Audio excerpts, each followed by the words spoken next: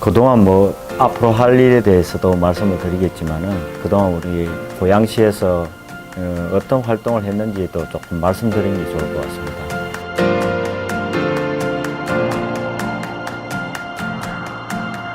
약 1996년에 고양시에 들어왔습니다.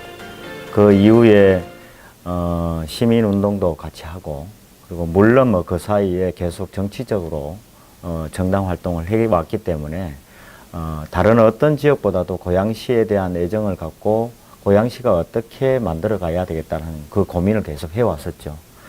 고양시가 가장 경쟁력 있는 도시를 만들 수 있는 모델이 될 수 있다 생각을 하고, 그렇게 하는데 어떤 역할을 했으면 좋겠는지 그동안 고민을 계속 해왔습니다. 고양시를 더 발전시킬 수 있는, 그리고 시민들이 꿈과 희망을 느낄 수 있는 그런 도시가 될 수 있도록 만들어 가겠다는 생각으로, 그런 일념으로 열심히 활동을 했습니다만, 고양시는 1992년에 무려 인구가 24만입니다.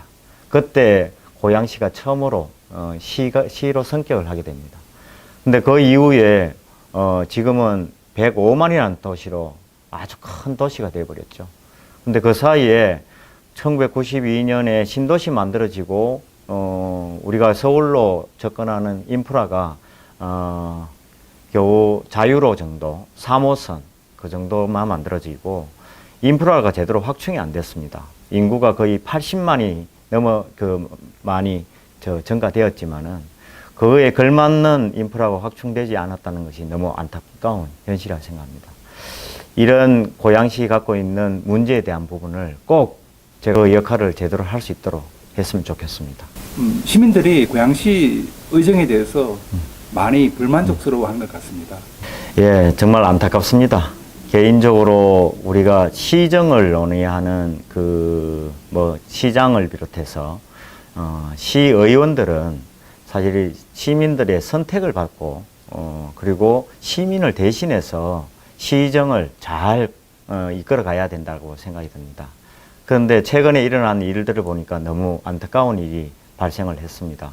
음주운전이다. 그리고 시민에 대해서 막말이다. 그리고 음주 회의를 했다. 이것은 사실 시민에 대해서 어떻게 보면 시민을 무시하고 어떻게 시민들한테는 창피스러운 일이라고 생각이 듭니다. 그 시의원 당사자들도 책임을 져야 되지만은 그 당사자들 공천한 우리 국회의원도 그것에 대한 책임을 질 수 있도록 요청을 했습니다.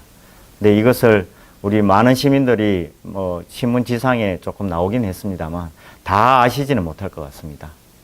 앞으로 이런 일은 다시는 없었으면 하는 생각입니다. 그리고 고양시에서 지금 시장이 새롭게 들어선 지 1년이 지났습니다. 근데 그 사이에 고양시가 갖고 있는 문제가 몇 가지가 있는데 그 문제를 제대로 짚어 못 낸다는 것이 너무 안타깝습니다. 고양시는 사실 지금 가장 문제가 인프라에 대한 문제가 심각하다는 거 다 알고 있습니다. 그리고 교통에 대한 부분들을 서울로 접근하는 교통망을 확충을 해야 되는 것은 기본인 거고요. 그리고 고양시가 105만이 되었지만은 실제로 고양시의 일자리를 확충할 만한 기업들이 제대로 없습니다. 기업을 유치하고 기업을 더 육성하는 것, 그 정말 중요한 일인데도 불구하고 고양시가 그동안 그것에 대해서는 한 10년 동안 관심을 가지지 못하는 시정을 운영해 왔다는 것에서 제가 안타깝게 생각합니다. 5월 7일 날 신도시 발표가 있었습니다.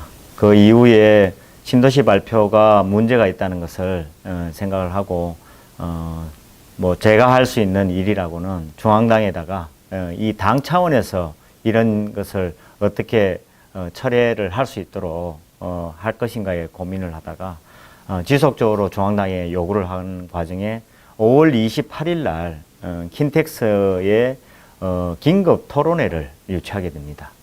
그것은 나경원 원내대표를 비롯해서 우리 국토교통위원회 위원분들이 다 오셔서 우리 상기 신도시가 무엇이 문제인지, 그리고 앞으로 나가야 할 방향이 무엇인지에 대해서 말씀을 하는 과정에 원점의 재검토가 필요하다. 여기서 얘기하는 원점 재검토라는 것은 결국 철회입니다. 철회해야 된다는 것을 다 중지를 모았던 상황이었고, 그때 저도 패널로 참여를 해서 원점에서 재검토를 해야 된다는 것을 강력히 주장한 바가 있습니다.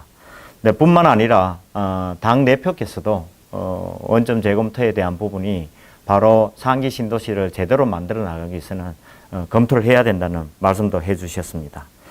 이와 더불어 꾸준히 우리 그 지역에서 우리 시민분들이 같이 나서서 집회를 열고 상기 신도시를 철회해야 된다는 걸 강력히 주장하는 걸 제가 얘기를 들으면서 집회에 매번 참여하여 시민의 목소리를 들었습니다. 그리고 시민의 목소리를 우리 중앙당에 전달하여 앞으로 상기 신도시를 철회가 될 수 있도록 우리 중앙당 차원에서의 활동을 요구해 왔습니다.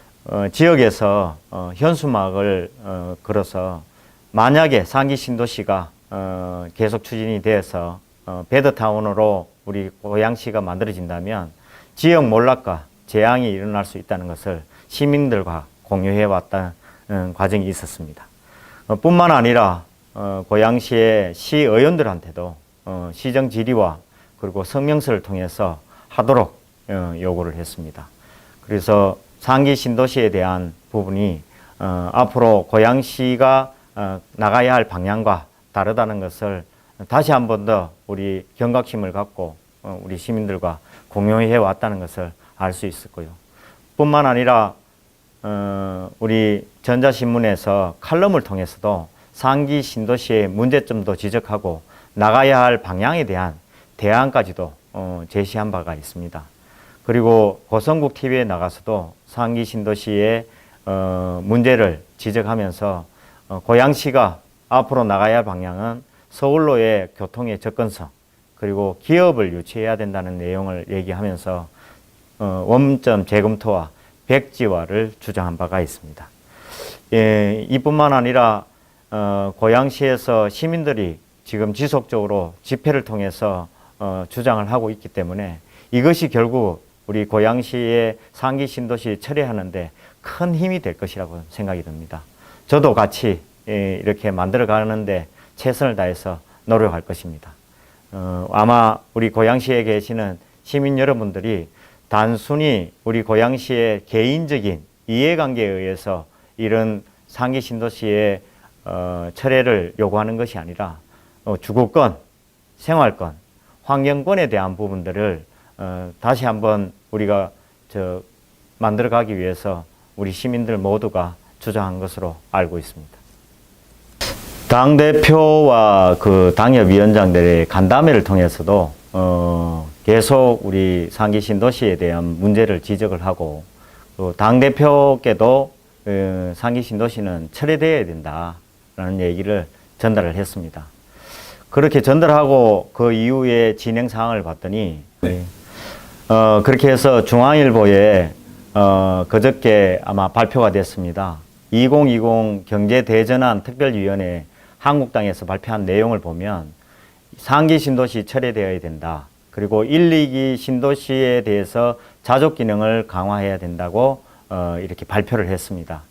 이 발표의 내용이 그동안 활동했는 것에 대한 결과라고 저는 생각합니다.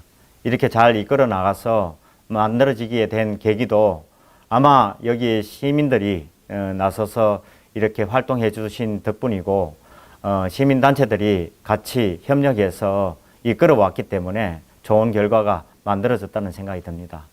상기 신도시 철회 쉽지 않습니다. 정말 어려운 과정이 지금까지 있었지만은 그 과정이 지속적으로 이루어져야만이 상기 신도시에 대한 철회의 결과를 만들어낼 수 있다고 저는 생각합니다. 아마 시민분들 함께 같이 만들어서 철회가 될 수 있도록 끝까지 노력하겠습니다.